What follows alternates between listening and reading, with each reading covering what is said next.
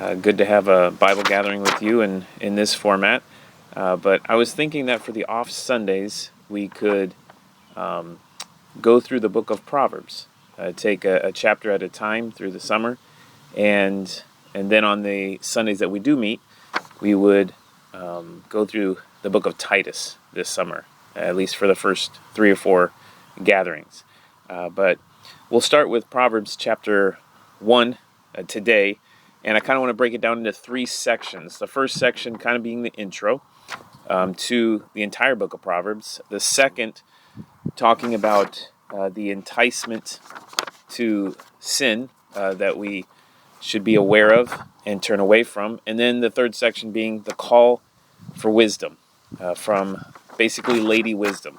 But if you look at Proverbs, the book as a whole, the first 9 chapters really are an introduction. And then you have chapters 10 through 29 are mostly or entirely, most likely from Solomon. And then the last few, Proverbs 30 from a man named Agur and 31 from Lemuel. So Solomon, as you know, is the son of David. And actually, if we look at verse 1, it says of chapter 1, the Proverbs of Solomon, son of David, king of Israel. And Proverbs is, like you probably know, just a short saying that offers a lot of wisdom.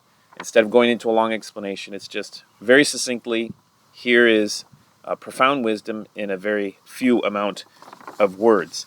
And it says that it is from King Solomon. Now, King Solomon reigned from about 970 to 930 BC. So that's about the time of when these Proverbs were written. And we know that Solomon was incredibly wise. He asked for wisdom from God in 1 Kings 3, and God granted it to him. And it says in 1 Kings 4 that he knew 3,000 Proverbs. And so these are clearly a bunch of them in the book of Proverbs.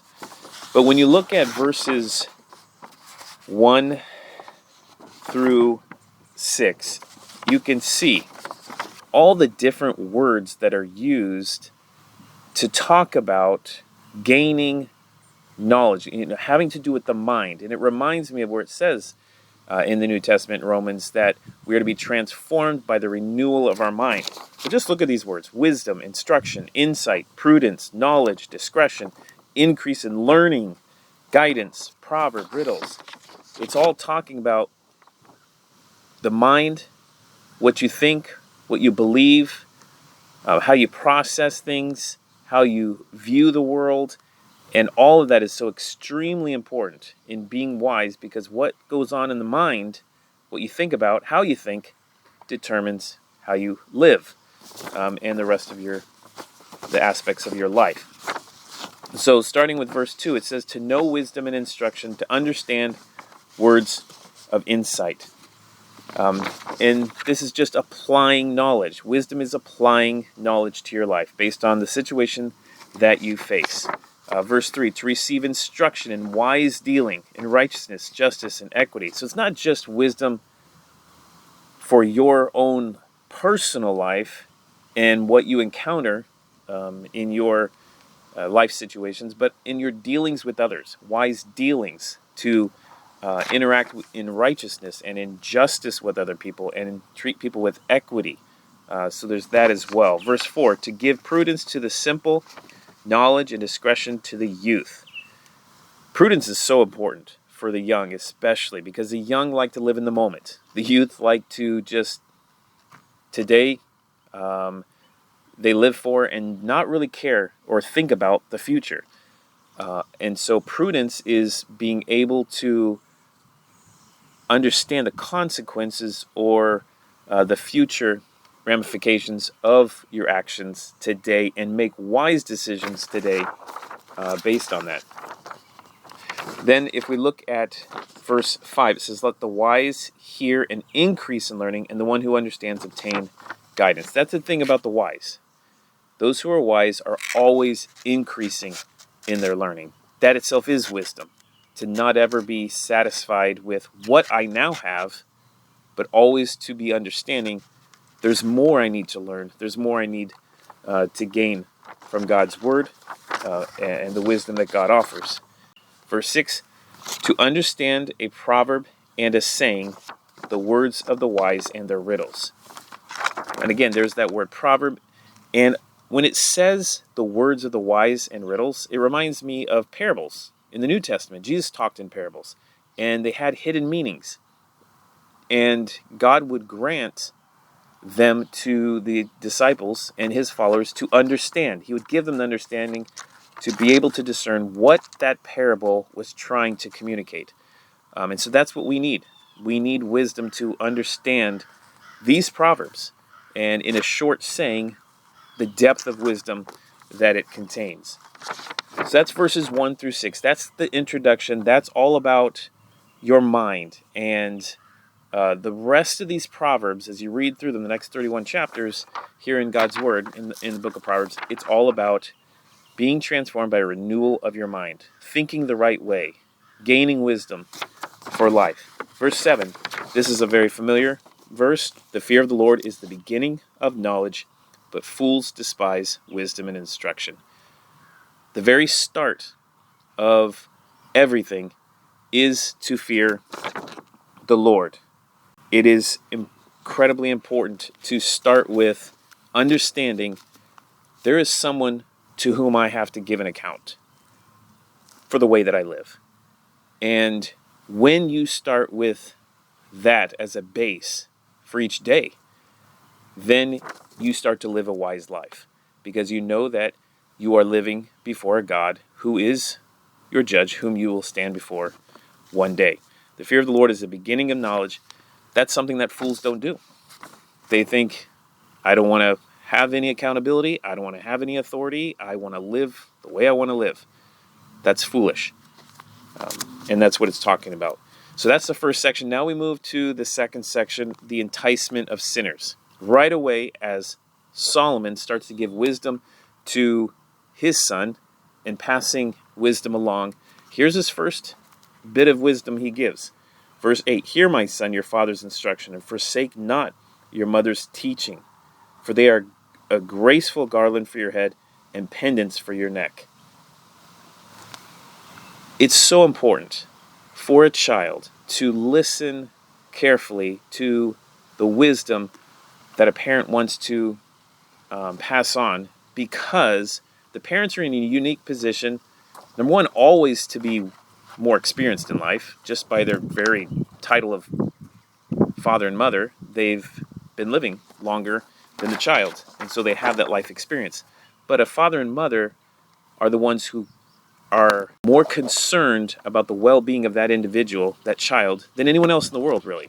And so it's so important and wise to listen to the teaching of your parents, because they have that special interest in your well-being and your good, and they have the life experience to pass on wisdom to you.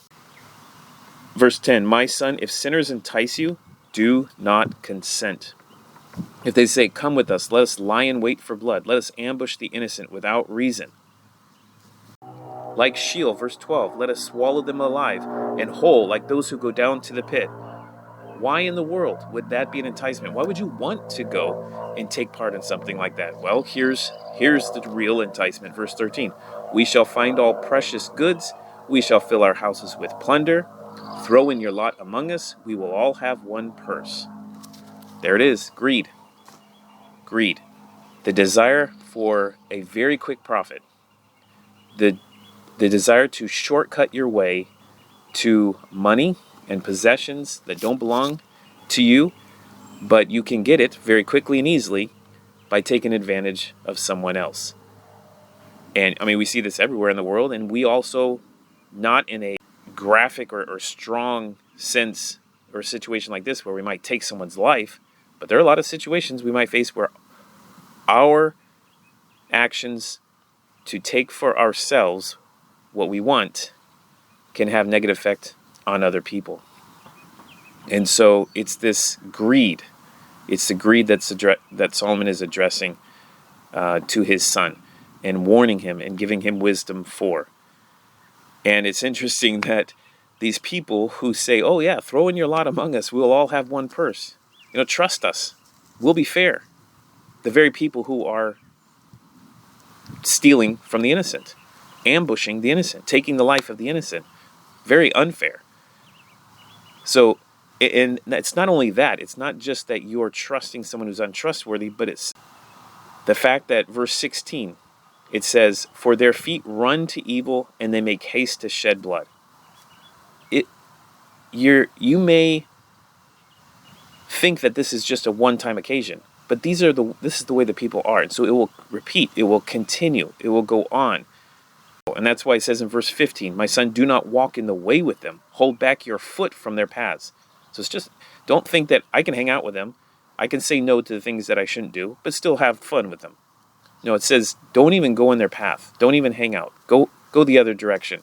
Because sooner or later, since this is their nature, that they will continue, you'll be caught up in it, and it will bring destruction to your own life. Verse 17, "For in vain is a net spread in the sight of any bird, but these men lie in wait for their own blood. They set an ambush for their own lives." Okay, it's just a great illustration that if you set a trap right in the view of a bird, it's going to see it's a trap, and so it's not going to fall for it.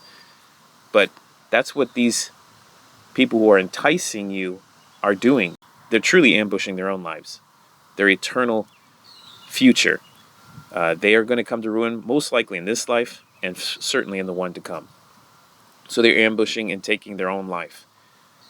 And that's what it says in verse 19. "Such are the ways of everyone who is greedy for unjust gain. It takes away the life of its possessors." Stay far away from greed. Stay far away from greed. Be content. Be grateful. That is the path of wisdom right from the start. So again, the first section we looked at, verses 1 through 6 or 7, that is the mind. Renewing the mind, transforming the mind, making sure you're thinking in a wise way so that you can live in a wise way. Then verses 8 through 19, stay away from greed. Stay far away from discontentment or greed or pursuing a shortcut to having more for yourself. Be grateful so that you are not brought to ruin by the company of such people who pursue those things. Then finally, the call for wisdom. If you look starting in verse 20, "Wisdom cries aloud in the streets. In the markets, she raises her voice." This is basically saying wisdom is not just for a few. God is offering wisdom to everyone, to absolutely everyone. And that's why it says, in the streets, in the marketplaces, at the gates, where everyone comes, where everyone passes by. This is God's way of saying, I am offering wisdom to you, whoever's reading this, whoever's on the earth. I'm calling out to you.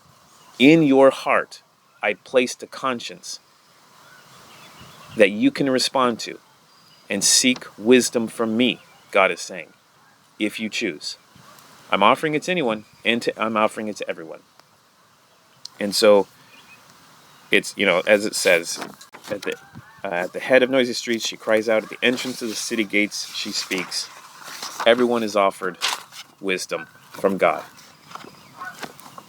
Verse 22, "How long, O simple ones, will you love being simple? How long will scoffers delight in their scoffing and fools hate knowledge? If you turn at my reproof, behold, I will pour out my spirit to you. I will make my words known to you." To be simple in this context is to not think about the fact that you have a judge. It's not to think about your future and the consequence of your actions for your life in the coming days, months, years. It's to ignore all those very important things. It's not to think about how your life affects other people and relationships. That's being simple-minded in this way. And so it's saying, how long are you going to live like that? That's foolishness. Turn. Let me bring reproof and correction to your life, and you will greatly benefit from it. I will pour out my spirit to you. God will give us his wisdom, true wisdom. He will make his words known to us. We will understand the scriptures. We'll understand what he wants us to know to live a wise life. Verse 24, "Because I have called you and refused to listen, have stretched out my hand and no one has heeded, because you have ignored all my counsel and would have none of my reproof, I will laugh at your calamity. I will mock when terror strikes you. When terror strikes you, like a storm, and your calamity comes like a whirlwind, when distress and anguish come upon you. Wisdom from God is offered to everyone. You have the chance to be corrected by it, to listen to it, to be reproved by it, to set your life back on the right course, to hear, the gospel, to respond and to follow God's ways. Or you have the choice to turn away from it and to discard it. And basically it's saying, when that happens, because you had the opportunity, because wisdom called, because you were offered all this, your life will come to a ruin because of the choices to ignore wisdom. And when you look around and you see the joy and the peace and the laughter, the calm of those who have chosen the path of wisdom, it's almost like that is a witness against you, almost like it's a mockery to you. It's almost like salt in your wounds as you look out and you see what you're missing out on because you chose the path of foolishness and selfishness and greed and things like that. In verse 28, then they will call upon me, but I will not answer. They will seek me diligently, but will not find me, because they hated knowledge and did not choose the fear of the Lord, would have none of my counsel, and despised all my reproof. Therefore they shall eat the fruit of their way, and have their fill of their own devices. For the simple are killed by their turning away, and the complacency of fools destroys them. Notice in verse 29, it says, they did not choose the fear of the Lord. That's the base of all wisdom, of hearing the voice of Lady Wisdom calling to you and you responding. You have to start with that fear of the Lord, to know, I have a judge, I'm accountable. You start with that foundation. When you turn that away, you turn away the voice and the wisdom that was offered to you. You'll eat the fruit of your own way. You'll suffer the consequences of your own decisions. And then finally in verse 33, but whoever listens to me will dwell secure and will be at ease without dread of disaster. And this is a great ending to this chapter because it's kind of looking toward the eternal future for those who choose to listen to God's wisdom. It says you will dwell secure in glory for all eternity. I mean, there's truth for this life, but ultimately you will dwell secure. You will be at ease. You will never have any harm or threat or danger ever again without dread of disaster. We will be in glory. We will be at peace when we choose to listen to the voice of wisdom from God that is offered to everyone. So let's keep these three things in mind. Number one, your mind. Be transformed by the renewing of your mind. Read the Proverbs. Read God's Word.